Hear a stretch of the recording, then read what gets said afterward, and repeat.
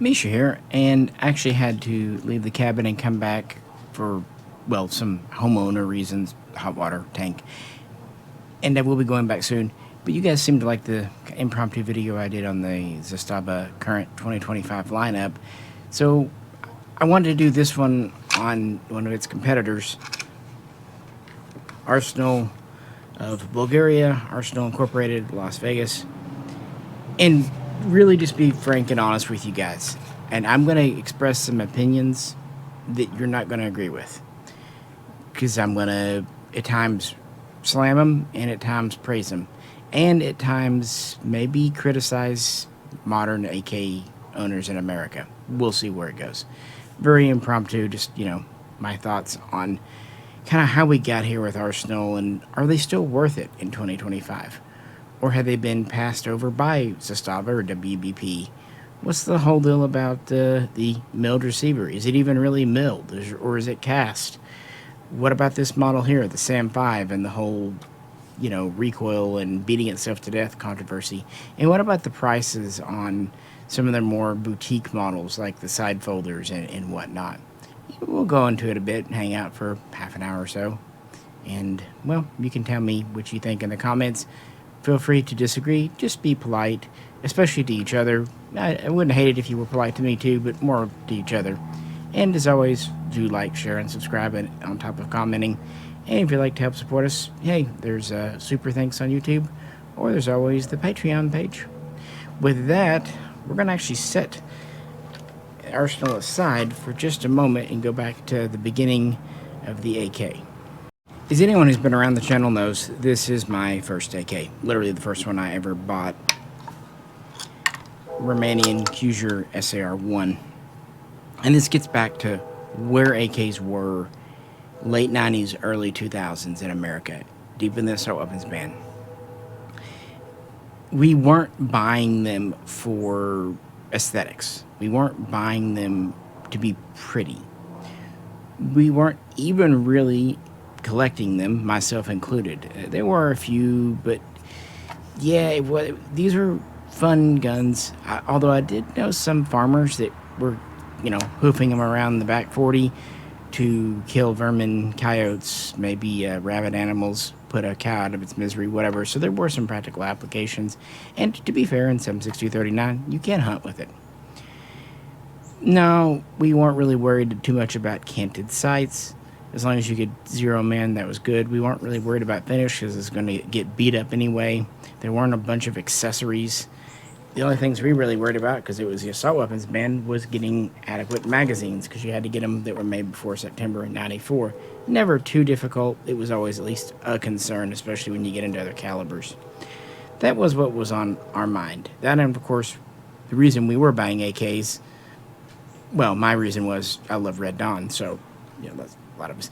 But no, reliability, dependability, and just the attitude at the time was just bulletproof. You could bury it, dig it up, and it'd keep working. Those were the expectations. Of course, the AK is also known as cheap. To be fair, going back to the early 90s with the straight Chinese imports, they were as little as a couple of hundred bones, 250, 300, give or take. Stamped mills were a little more. By the late 90s, especially with adding U.S. parts and conversion and compliance, they had jumped. When I got this one, they were $400. That was a very universal price. I'm not counting like that one Black Friday you saw in 2003. No, the sticker price in stores was $3.99 plus tax. Keep in mind, while the internet was a thing, buying guns on the internet was a very novel experience. In fact, I only remember Impact Firearms. I think it was even pre-Gunbroker at the very early days of it. So you bought it at your local store, or at most had your local store order it in from a distributor, and you really kind of paid whatever they asked for. $3.99 sounds pretty cheap today. Putting it through an inflation calculator kind of roughly yields, depending on what year you're looking at, it's about double in price, guys, give or take. $700, $800, $900 in that realm. Still cheaper than a lot today, but yeah. Let's also put it in perspective. At the same time this was $400, you could get 4 Mosin 9130s retail with bayonet and accessories for that, give or take, Sometimes even the M44s were a little cheaper. You could get at least 2 Car 98s, sometimes closer to 3, depending on if it was a Russian capture. You could get like 8 VZ-52 pistols. You could get at least 4, maybe 5 Makarovs, Bulgarian at this time, maybe Russian commercial. I'm just giving some perspective on what you could get. So, while the AK wasn't expensive, it wasn't like, oh, super cheap. That's why I only bought a couple during this era. Prices did kind of come down with kit builds because parts and stuff, Wassers actually drove the parts down. Most of the guns we knew back then were stamped receivers. The only milds we really knew about were the pre-bands and then some, Chinese post-band imports, of course, the Valmets, but they were out of sight. No, most AKs were stamped in 1mm at that. And this is where Arsenal comes on the market and really came onto my radar. This was my third AK. Well, not this one. In fact, these didn't hit the market till about 5 years ago, but one very similar to it. This is the SAM 5. Mine was a SA space M-5. Okay, SAR-1, cool, 76039 stamped. And then I wanted a SAR-2, kind of got it as an end-of-year gift to myself in college, and 545. Then I thought a 556 would be kind of cool, but the SAR-3 wasn't the best, at least in my circles, didn't have the best reputation. And I just saw these new funky Arsenals that actually looked very similar to this, although they didn't have bayonet lugs and they had a fixed kind of muzzle brake on, in stores around 2003 in my area, and some areas are a little earlier, and those were in 7.62 by 39. The 5.56s were just kind of hitting the market right as the ban was coming off. I thought, you know what? 2 birds with 1 stone. Milled receivers are slick, and I want a 5.56 anyway, and these Arsenals, they're pretty attractive, and compared to the Chinese guns and the Romanians that we'd had and the Mahdi's, this had a very modern appearance, synthetic furniture, a black paint over phosphate, modern polymer mags. Finally, the band's coming off so we can actually just get new production mags. And while I'm not going to say stamped receivers are crunchy and bad, to me and a lot of my buddies, the benefits of a stamped had nothing to do with durability or whatnot.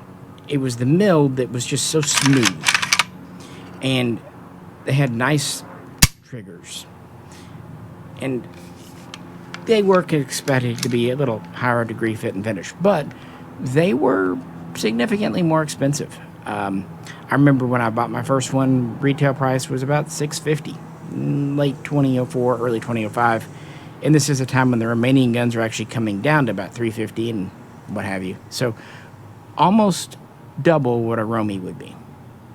And just to throw that in an inflation calculator, you're between $1,050 and $1,100 in today's money. So yeah, still a good deal for a milled gun. I'm not going to get into the whole import versus US assemble in this video. I've done plenty of Arsenals in the past, but those are kind of my original reasons for getting it. Did I expect a little higher degree fit and finish? Yeah. But I think it was mostly just the excitement of getting a reliable 5.56 and to say we have a milled receiver. Now, I want to address this because it's kind of stupid. I've seen 1 or 2 comments online, and I'm sure it's just trolling, but hey, we're hanging out, saying that this isn't a milled receiver. It's actually an investment cast receiver that is milled into its final shape. And you know what? That's true. If that is, your name is Century Arms. I don't think this says Century on it. No, it was Century who started playing that game a couple of years later. The Polish 1960 milled Type 3 builds were the first, but they might have done earlier as the C39. They did investment cast, liquefied metal into a mold, let it settle cool, and then, machine it into final shape. These are hot die hammer forged receivers. Okay, what's that mean? Well, forging was actually developed to be a little bit more efficient and to make better product compared to a traditional bar stock milled machined receiver. Even the Russians didn't use bar stock milling directly in the 1950s for the Type 3, and I don't even think even the Type 2. They used drop hammer forging, which is basically an earlier version of what this was made with here, not quite as refined. You basically get a billet of steel, and you cut it to just like a rough length. Usually they're square or round. I believe receivers started off square, and then newer ones are round, but I could be wrong on that. And then you mash it between two dies with, in the case of the original, a hammer dropping and smashing it into shape. Now, with this original process, the billet was heated up, to not exactly molten, but malleable temperatures. But those dies it was mushed with were pretty much just room temperature, whatever, machine room temperature, and it worked. But it did require a good bit of milling, machining afterwards. This is forging. This is how it works.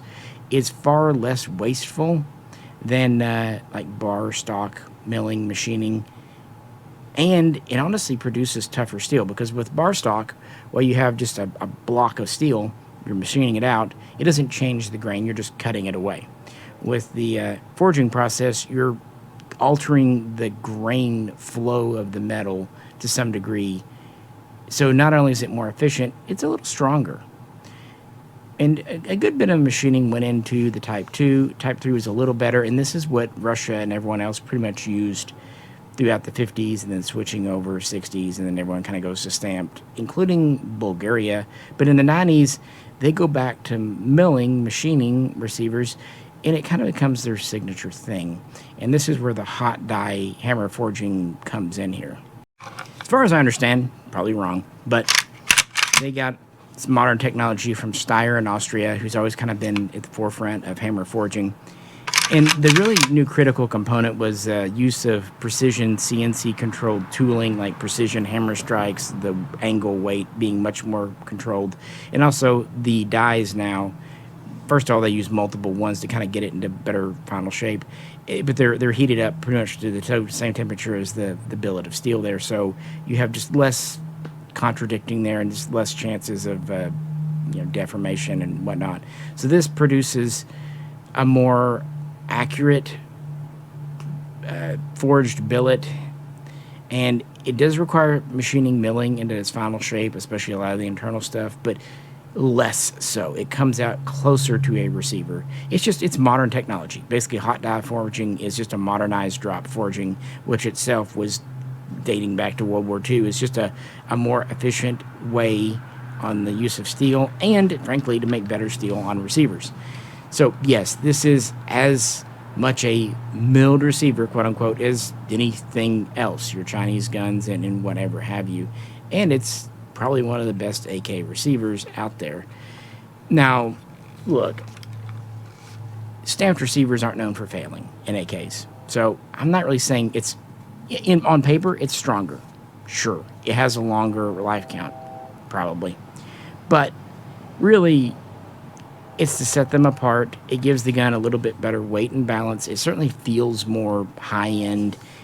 But really, it's to give more consistent controls, more smooth movements. And I would think that would help with accuracy. Couldn't hurt. And just to mention it, really, since the 50s, cold hammer forging, a related but different process, made the barrels. And pretty much all your AK barrels from legit makers are going to be cold hammer forged, including Arsenal, chrome lined in this case. And since this is a 5.56 223, it's a 1-in-7 twist. And again, I had my original, really liked it, and it was a head turner at the range. There were really no controversies with the original SAM5, but there have been with the SAM5 here. We're definitely going to talk about that, but I want to kind of at least partially knock down the myth that AKs were once just dirt cheap and everywhere. Some were definitely cheaper, but Arsenals, they were always more spendy. So let's jump over to my SAM7SF here. This is the import model that came, what was it, 2013, the whole gold standard thing. Now, right off the top, I think these are overpriced today. But were they kind of always overpriced? Well, Best I recall, again, not on sale, not Black Friday, just regular go get one of they were around 1,300 then, so 12 years ago. Again, throwing that into an inflation calculator, that puts us over 1,800 for the bog standard model. A little cheaper than what we see today, but only the price has jumped beyond that pretty recently in the last year and a half. They really did stay pretty stable throughout the 20 teens.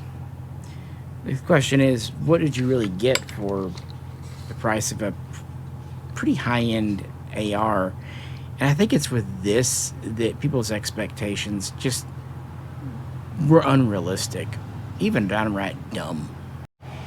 I think they thought that just because I'm paying more for something means I'm going to get gunsmith custom quality.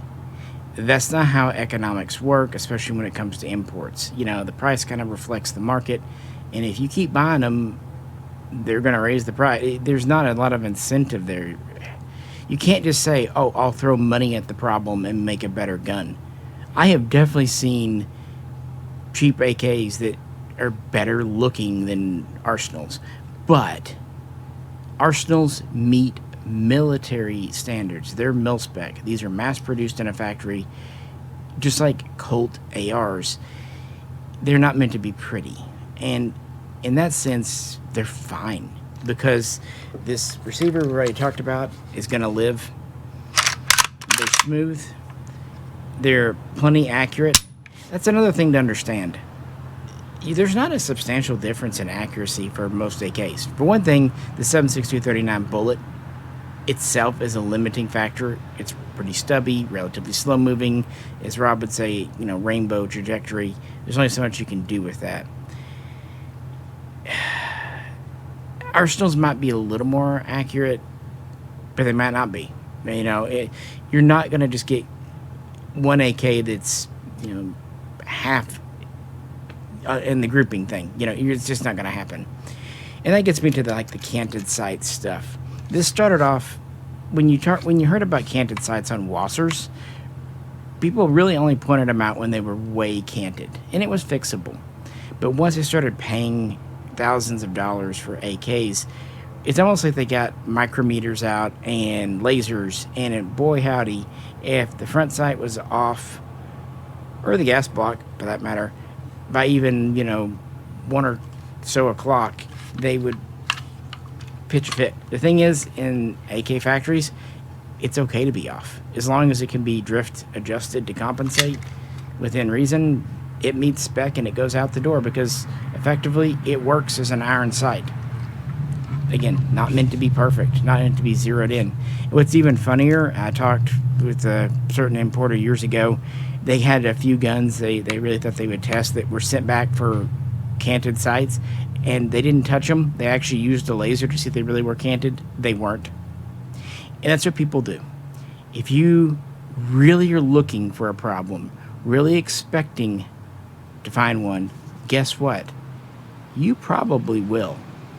People make something out of nothing all the time. And you also have to just excuse that this is a mass-produced machine built by man. So small cosmetic flaws, even small mechanical flaws, break-in periods are to be expected. And I will say, in all the years of shooting this gun and other similar arsenals, the one thing I have never really had issue with, reliability. They run with steel, brass, other ammo. That, to me, is kind of the reason I got into AKs in the first place. If you're getting into AKs for accuracy and prettiness, you done messed up. That's not... hey, you're setting yourself up there. I'm sorry. That's like going to a strip club looking for a wife. Yeah, what made these cool, these are pretty much the first factory folders brought over. Now, there were the original SA space M-7 SFs, but those were limited runs. And, if 1,800-ish converted to today's money sounds expensive, yeah, we'll talk about what the original ones were. They actually might even be cheaper now. The finish has also been criticized. I love it. It's a military finish. I don't want purdy bluing on my guns. It's a spray-on paint finish. Yeah, it wears. And when you see that gray underneath, that's actually zinc-based phosphating. That's not your bare metal. It's a phosphate type of parkerizing underneath with a spray coat on top. And the nice thing is in the military, when it gets too worn, you just strip it and spray it down again. Everyone uses this. FN, IWI, Russia, of course. It's what it is. Another thing with the SF specifically, people whining about this stock being too long. Look, I'm a short person. I've shot this for years. It's not too long. Not at all. You might require you to adjust your way of doing things a little bit. And I've maintained for years getting the correct grip actually helps this gun a lot. Handguard too.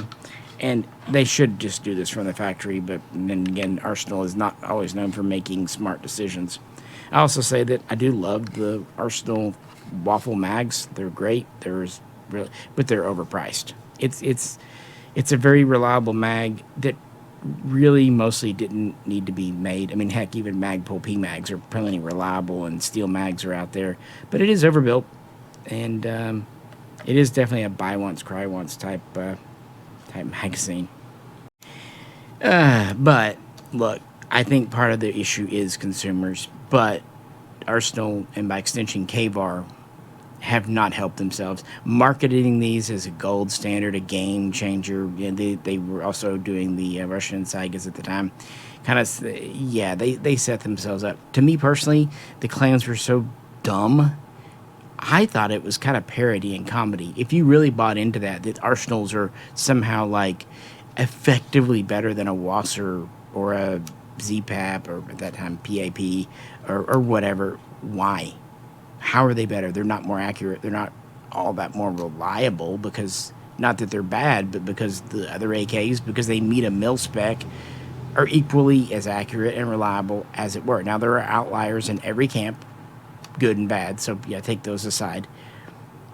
But generally speaking, all these Comblock type AKs met the same military requirements and standards, so yeah, they're going to roughly give the same performance. Now, you get an Arsenal because you like the look of the thing, like the cut of the jib. That's why I've had this since they came out. I like the unique Bulgarian folding stock, unique furniture. The egg beater flash hider is a personal favorite. I got it because I like the look of it. I didn't get it because I'm thinking, oh, I'm getting the best AK ever made. Because really, that's not that hard to do. If you want a really high-grade AK, almost any of them, not made by PSA or Century, kind of qualifies that. And finally, just look. Everything made by man can and will break. Expecting Arsenal to have 0 lemons is stupid, and you know it. Come on, you know it. Yes, there's going to be returns. Yes, there's going to be issues.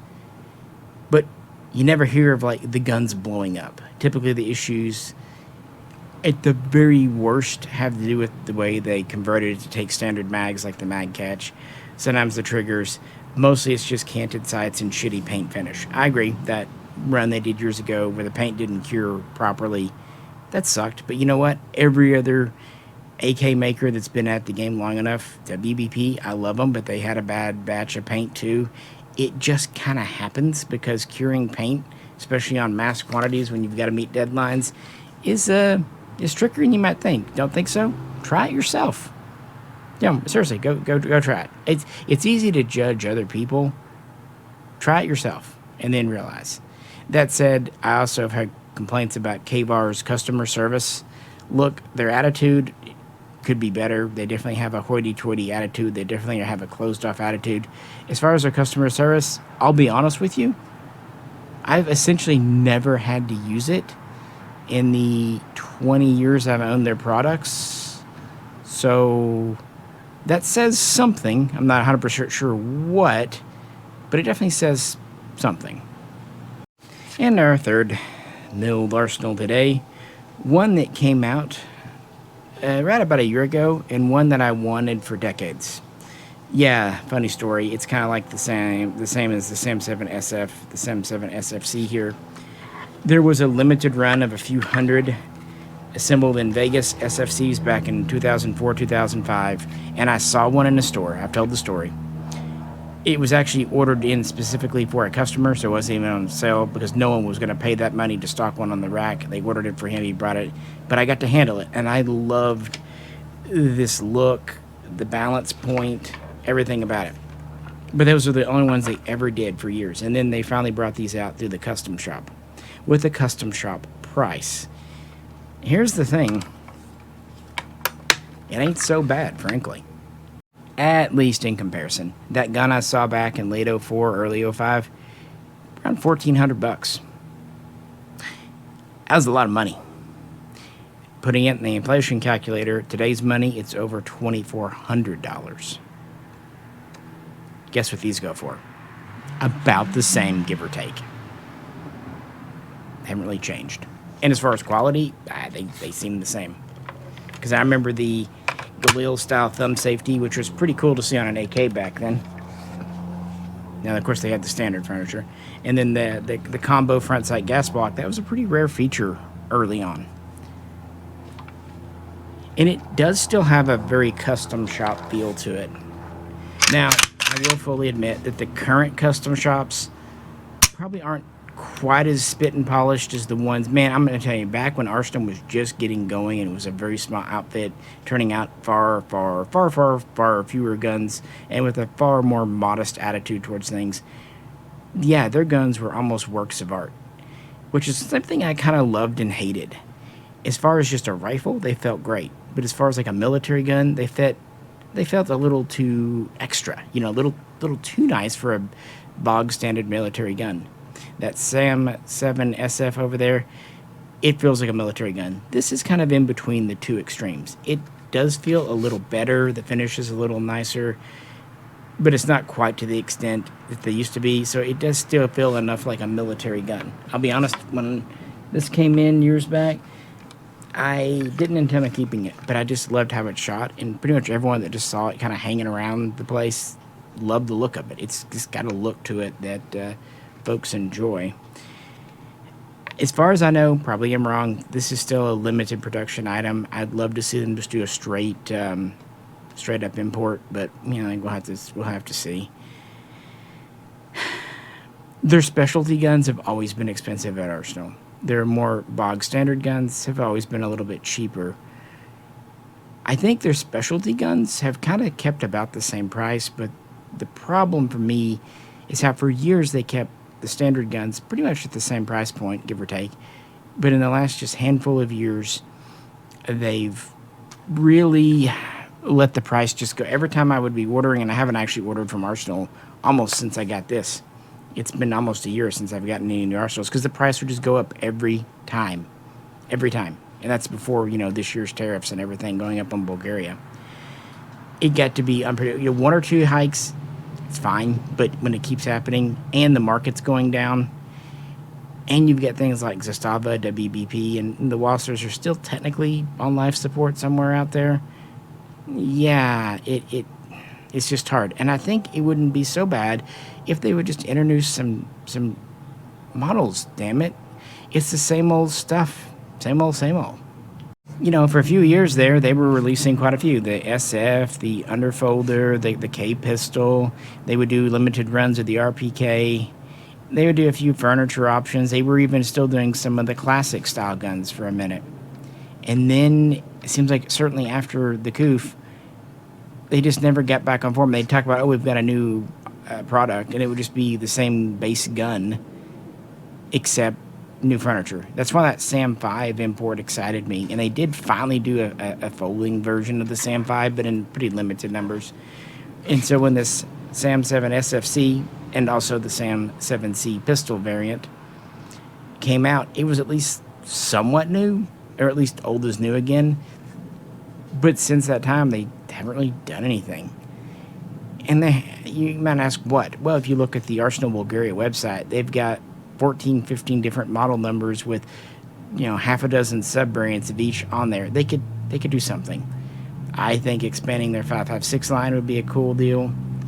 But yeah, ever since seeing this gun's grandpa or father in the store all those years ago, I really wanted one. And yeah, it was kind of a birthday gift for myself last year. Paid it off over a few months. There you go. And I like it. I really do. This is what Arsenal should be. But again, is this really better than anything else? No, it really isn't. And its age is starting to show. The AK is an old design, guys. Really old. Trying to make them tactical, it's a fool's errand. It really is. You'll never make this into an AR. Please stop trying. But I did mention 5.56. Let's flip back there and really get to that controversy, because I have thoughts and things to say, and you will disagree with me. My super hot take, I actually like the lower capacity, shorter smoke mags. Really do, over the longer black ones. You can see the ammo in. They're kind of got a modern feel. They hold exactly one box of ammo. You can kind of get down low, don't you think? Okay. We'll talk about the actual caliber, the 5.56 thing. Like I said, these came out 2020. First batch, I actually got this retail. I didn't get it even as a dealer. I got it for myself for a birthday. And you didn't hear a lot, but then when you start to hit the market, overgassing. If you've been in the AK thing long enough, you've heard that many times before. Back in the day, Zastavas were overgassed.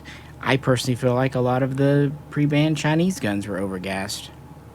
To some extent, the AK, by its nature, is an overgassed system. It's kind of how they have reliability.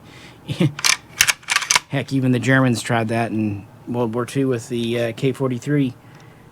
Can't get it to run right? Just pump more gas in the system. That's part of the AK's kind of secret to success. But was it too overgassed? Kind of. As I said earlier, 7.62x39 is a pretty low velocity cartridge. 5.56, much higher velocity, but also a much wider range. If you're shooting steel case, wolf, or Tula, some other stuff too, it's coming out with less oomph.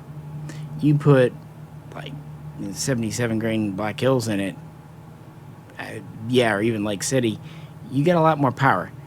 And if you kind of design a gun for the heavier stuff, the light stuff may not cycle, and if you design it for the light stuff, it'll shoot pretty much everything, but it's gonna come back with a much bigger thump. And people were noticing wear and chatter and chipping at the back of their receiver. Was this a problem? No, but it was a bad look.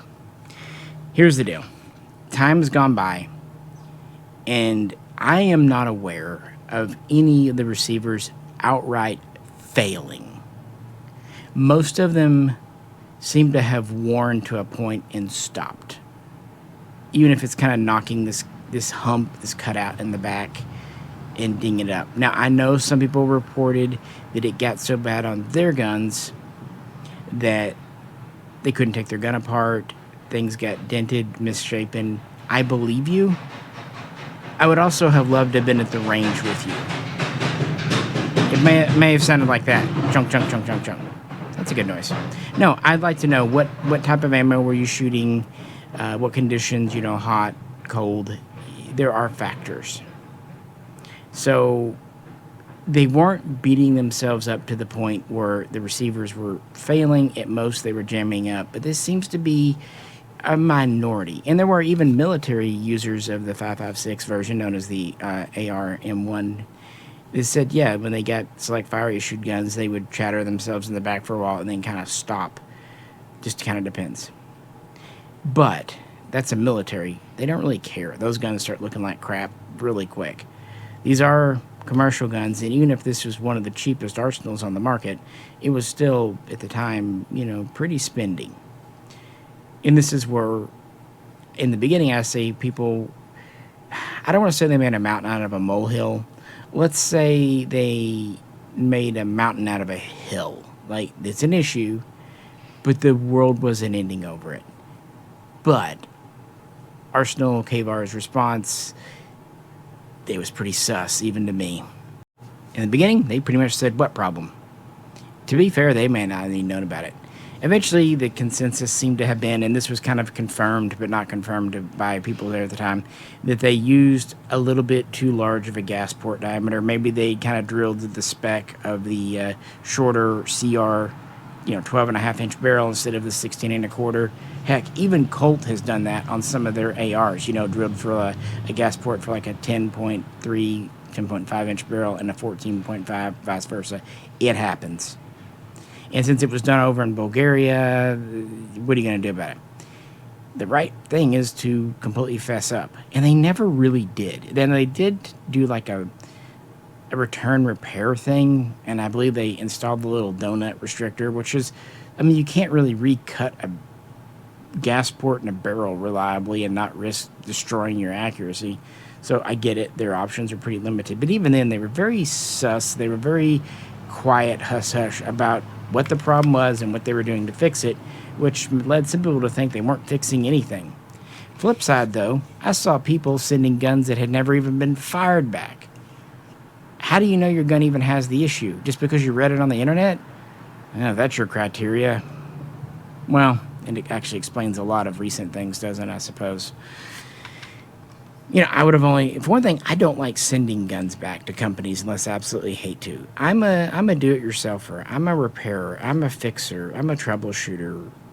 I don't mind getting my hands dirty, and I get satisfaction. Why? Because I'm a real AK owner. Back in the day, we didn't send wassers or whatever back to the factory, at least most of the time, to get fixed. We did it ourselves because, this is basically the equivalent of a rake that shoots bullets. That's one thing you can say about the AK. It's pretty damn easy to troubleshoot. Kind of going back to the beginning with the SAR-1, fixing your gun, maintaining your gun, beating it into submission with a mallet. Literally, the armorer's kit that Russia issued in the field basically had mallets and clamps and files and just, beat it into submission. Not only was that expected, it was kind of part of the fun. And some guys definitely took that tack. And to you that didn't send it back to Arsenal, for one thing, I will treat my gun better than they will and UPS will, for one thing. And at least I know it's done to it. They at least try to fix it themselves. One solution that I really didn't mind too much was when they put a Wolf extra power springs. You can't really cheat physics. The power is going to go somewhere. It could potentially be transferring less to the rear and more to the front. But either way, a stronger spring. Well, I will be honest, that's what fixed my original Zastava NPAP underfolder. It had a little bit of a wimpy spring when I got it in 2015, and a stronger spring in it seems to fix it right up. Easy to do, no tools. You can do it. I promise I can, so you can. The other thing, and this actually would straight up void the warranty, and I actually don't blame Arsenal for this because you're drilling and crap, the KNS adjustable gas pistons. Why? I've not made a lot of bones about I don't like that solution. Never have. Because the piston in an AK, it's riveted in place and welded over. So you're popping that out and you're redoing it. And it's just not-original. I don't like, and it costs money. Like springs are $10. The KNS piston is over 100. I think that's really extreme, all things considered. In the end, though, I went with the solution that pretty much the internet agreed absolutely wouldn't work. Yep, I'm being a little hypocritical because me from the past would have absolutely not liked doing that. But, if it works, it works, and results matter. Sorry, YouTube. Another reason, aside from kind of being dorky, hey, it's on the inside, so who knows? Some people said it would negatively impact reliability because it is shortening the travel of your bolt a bit and speeding up the cyclic rate. I haven't noticed that. I've only had 1 or 2 light failures with this, and that's pretty much par for the course for any of the 5.56 Arsenals, be it the old SLR 106s or even my original SAM 5. Part of it has to do with just being dirty. Part of it has to do with these magazines are a little finicky, but I mean 1 or 2, light failures out of hundreds of rounds fired. Some of it steel, some of it brass, and not really being cleaned. That's within that threshold. Again, nothing human-made is 100% perfect. If you want 100% perfection, you need to go live in a fantasy world, because that's just not how the real world works. I've had HKs and SIGs jam before too. I mean, it's just gonna happen.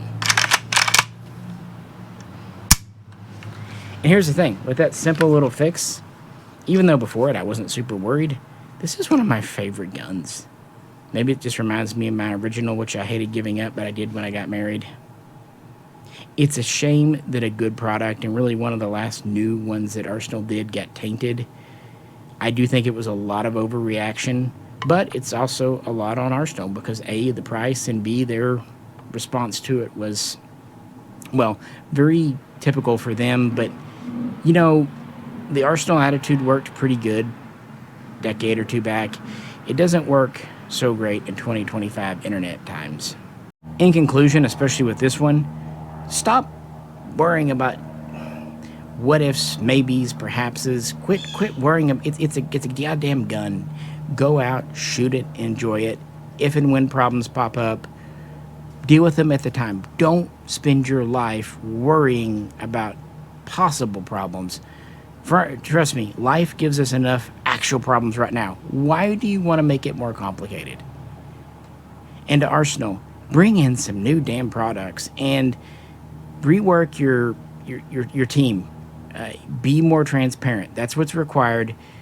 I have thoughts about PSA, but at least they have a level of transparency that people seem to respond positively to, as does Zastava and WBP too. So, you know, credit there. That's what people want today. And, you know, with AKs literally double the price of ARs, this gun costs more than a Colt. Is it time to just hang it up? I'd say yes. AK prices are too damn high this year. The problem is I don't know how they can really get lower. A lot of your really cheap AKs benefited from either, you know, kind of leftovers from communist labor and wages, or they built with a lot of leftover surplus parts. So the actual input to build them, this isn't so much with Arsenals, I'm thinking more like Romania. So they were kind of artificially cheap. You know, things change. They really do. The AK was optimized, especially milled receivers, for 1950s construction, when machinery was expensive, but people, labor, cheap. We're almost flipping that. Machinery today is still expensive, but it's actually a lot cheaper and more efficient than, you know, straight up labor these days, even in Bulgaria. The AK is not meant to be cheaply produced in this time and era. And yeah, I really don't see prices coming down again a whole lot. I have my AKs because I got in at the right time. I wasn't special. I wasn't clairvoyant. That's actually Peanut. She's clairvoyant. It just happenstance and timing, as I've said in many videos. But if I was getting started today, I would not have many AKs at all. And I don't know if an Arsenal would even be one of them. Maybe, but, you know, I got this one because it's a replica of the AR M9F, and it's one of the most unique patterns that Bulgaria came out with. But while this was pretty modern 20 years ago, it's pretty long in the tooth today. You can slap rails on it and stuff. And if that's what you want to do, if you're a competition shooter or wanting the best home defense gun, this ain't it, boss, for all kinds of reasons. I think if I was starting today, I would just get one Arsenal, and this would be it. Frankly, the custom shop guns are noticeably nicer, and at least at modern and current prices, in for a penny, in for a pound. They're just not that much more than the line standard items. So, yeah, I think I'd just save up and do that. Otherwise, I might get like a classic AKM, maybe a 74, although the whole 545, I don't know. I would just have a couple of AKs as representative pieces and do something else. But, you know, it is what it is. Unfortunately, yeah, I just don't see how the price is going to come down. And just because it's high doesn't automatically follow that quality will be high. I don't think Arsenal quality is bad, but these are assembly line guns. They have about the same QC failure rate, lemon rate as Zastava, WBP, and yes, even Kuger in Romania. They're not just head and shoulders above. And for me, when I was getting them, I didn't want it. But if that's your thing of getting the gold standard, that's just marketing bullshit. Don't buy into that. Really don't.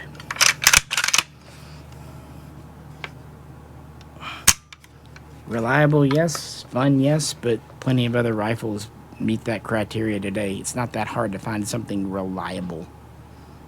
So in conclusion, don't listen to the PR hype. Manage your expectations. As far as Arsenal today, I'm a little concerned for the company, guys. They haven't released many new products. They keep hiking their prices more than even anyone else. They definitely seem like they're treading water. I'm not going to say they're going under, but they definitely don't seem to be moving forward. We'll see. I don't know. I kind of feel the same way about the Century Wasser imports these days. They seem like the old giants of 20 years in the past. Maybe they've just been eclipsed by newcomers like Zastava, WBP, whoever else is on the horizon. I would have once said KUSA, but at least for now they're gone. Maybe they'll come back. I don't know. And stop going into these things looking for problems. Stop kind of pre-worrying about things that haven't even happened. Now, that's not to say don't, check on your gun, don't clean your gun. Sure, do that. Deal with it as it comes. And it may happen with an Arsenal, but it probably won't, or not be as bad as you think. And if you're going to really do AKs, learn to be your own gunsmith, fix your own things. Little small issues will pop up, and the AK is intended to be tweaked. For example, the selector. It's very easy to increase or decrease tension. Top covers. This one and the other one over there kind of came in a little loose. I literally just squeezed them at a vise to make them fit a little tighter, to make my heart a little happier. So I do tinker with my guns. I do find little flaws. I just generally fix them. To me, that's fun. I would say the AK is kind of that. It's a gun for people that like messing with them. And that goes for the optics, too. Your sights might be a little canted. They should be able to be drifted to compensate. If you want a scope, you're going to use a rail mount of some type. It's going to be bolted on and kind of stupid, and so it's going to give issues. I remember Jay had an issue with one of his. It was like a mount on an adapter, and as soon as he would tighten one part, another part would just come loose. That's just part of it. Honestly, if you want a trouble-free design, the AK in general isn't it, and you can't buy your way to perfection with Arsenal. You're going to get what you pay for. But if your expectation is perfection, you're really just paying for outright disappointment. AK makers and porters have had the prices rise so much, it's not really fun anymore. And a lot of AK owners, perfectionists they are, and they really should return to HKs and other high-end hoity-toity things, because they've also ruined the fun. These used to just be guns you would pick up, still hungover on a Saturday morning, throw in the back of the Jeep or truck, go out and shoot at stupid stuff till it got dark, probably chasing some rust out of your old mag that still works, and then getting on with life. Can you tell I'm just nostalgic for those days? And just some new... Of course, it used to be kind of a hidden gem AKs. They weren't so popular. In a lot of ways, it's a victim of its own success. Its popularity in recent years has led to the increased prices, market demand, and of course, increased expectations. Stop that. The guns aren't going to get better just because you expect them to. And honestly, I hate to burst your bubble. The pre-bang guns, while very nice, they weren't perfection either. That's looking at the pass-through rose-colored glasses and also kind of survivor biased. All the bad Norinkos, they've been long since taken care of. So there you go. But yeah, I just kind of wanted to comment on Arsenals before I get back out to the cabin and get back on a shooting. Anyway, discuss below. Those are my opinions off the cuff. If you could, please like, share, and subscribe. Like to help support us, there's always Patreon. And there's always super thanks here on YouTube. This is Misha. I'm going to go inside because it's still stupidly hot for September. Catch you very soon next time.